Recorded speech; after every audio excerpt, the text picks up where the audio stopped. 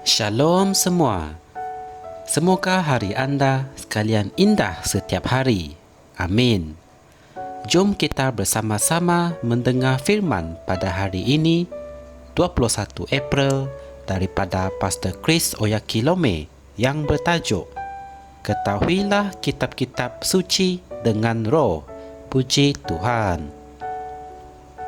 Ayat pembukaan kita diambil dari kitab Lukas 24 ayat 45 yang berkata, "Lalu dia membuka fikiran mereka supaya mereka dapat memahami kitab suci." Haleluya. Ianya sangat penting untuk kamu mengetahui kitab-kitab suci untuk dirimu sendiri. Inilah satu-satunya bahan yang dijamin dapat membantu kamu melalui jalan-jalan yang sukar di masa akan datang dengan jayanya. Tuhan memberitahu Yesus bahawa jika dia merenungkan kitab-kitab suci, dia akan menjadi seorang yang berjaya dan makmur. Haleluya. Yesus adalah pengetahuan itu, kebijaksanaan itu, namun dia menyuruh para pendengarnya untuk merujuk pada kitab-kitab suci. Dan yang sebenarnya, mukjizat yang pertama dia lakukan setelah dia dibangkitkan semula dari kematian adalah mengenai kitab-kitab suci, seperti yang dibaca dalam ayat Injil tema kita. Dia sangat ingin mereka untuk mengetahui kitab-kitab suci, sehingga dia membuka fikiran mereka supaya mereka dapat memahami kitab suci. Amin. Dia memberi penekanan pada kitab-kitab suci. Dia mengajar kepada mereka seluruh kata-kata para nabi yang terdapat di kitab-kitab suci agar mereka mengetahui nubuatan tentang Kristus. Sebelum itu, dalam pelayanannya, dia berdiri di sinagoga untuk membaca gulungan kitab Yesaya yang dinyatakan dalam Lukas 4 ayat 16 hingga 21. Dan dia berkata, "Pada hari ini, ayat-ayat Alkitab ini sudah berlaku pada masa kamu mendengarnya." Ketika dia melayani para muridnya setelah dia dibangkitkan semula dari kematian, dia menekankan pemenuhan kitab suci itu dan bahawa kitab suci itu adalah wahyu mengenai dirinya. Puji Tuhan. Alkitab mengatakan, lalu dia menjelaskan kepada mereka apa yang tertulis tentang dirinya dalam seluruh kitab suci, mulai dari kitab-kitab Musa dan segala kitab nabi-nabi. Dalam Lukas ayat 24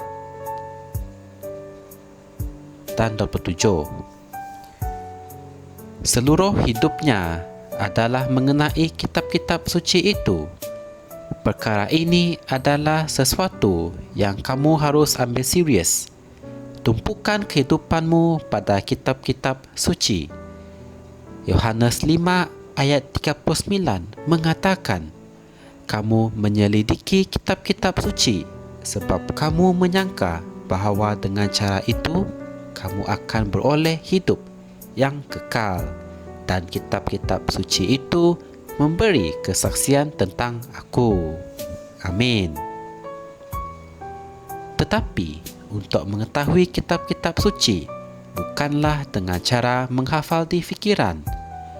Untuk mengetahui kitab-kitab suci adalah melalui roh.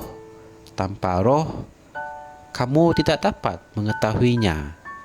Ia bukannya dengan memetik ayat kitab suci untuk membuat orang merasa kagum dengan kamu, tetapi untuk kamu hidup berdasarkannya.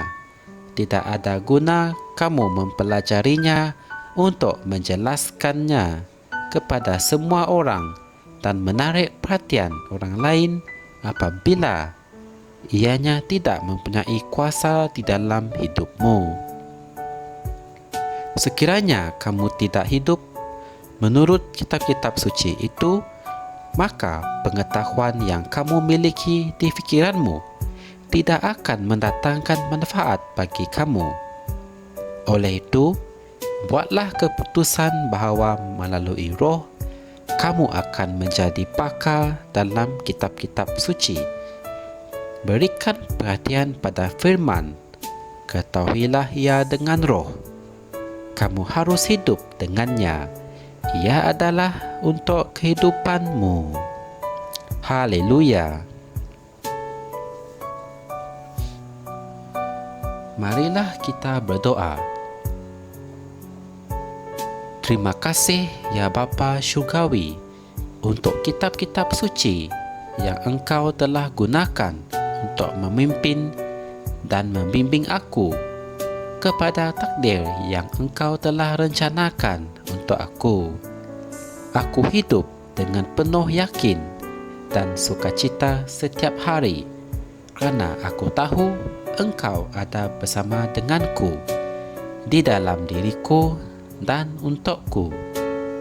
Apabila aku memberi lebih perhatian pada kitab-kitab suci melalui roh, mata fikiranku secara terus-menerus dibuka untuk berjalan di laluan yang Engkau telah tetapkan sebelum ini untuk aku, dalam kemenangan dan kejayaan yang luar biasa.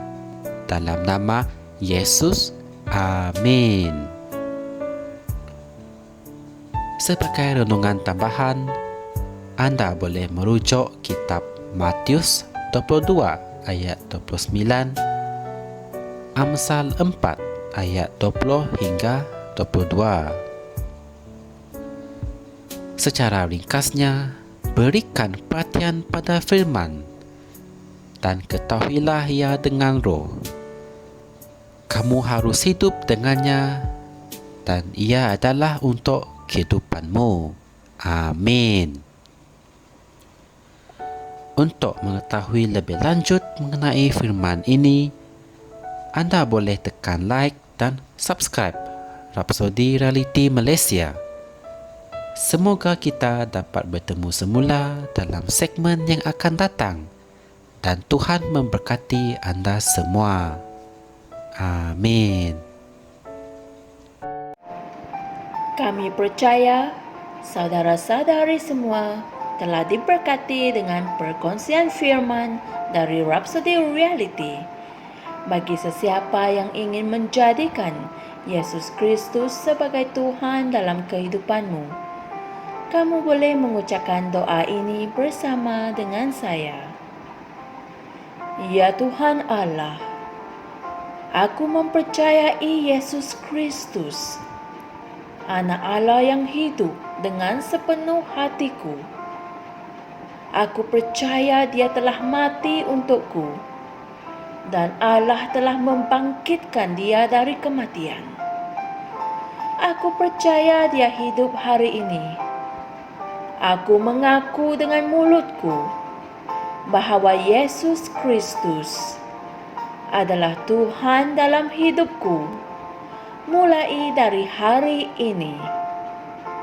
Melalui Dia dan di dalam nama-Nya, aku mempunyai kehidupan yang kekal. Aku telah dilahirkan semula.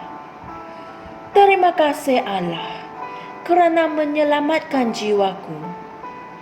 Aku sekarang adalah anak Allah. Haleluya. Tahniah, sekarang kamu telah menjadi anak Allah.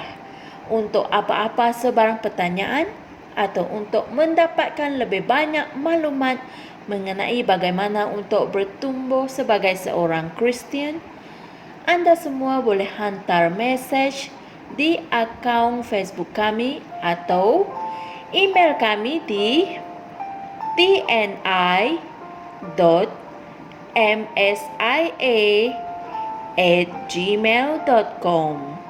Sekali lagi, tni.msia@gmail.com. @gmail.com. Tuhan berkati Anda semua.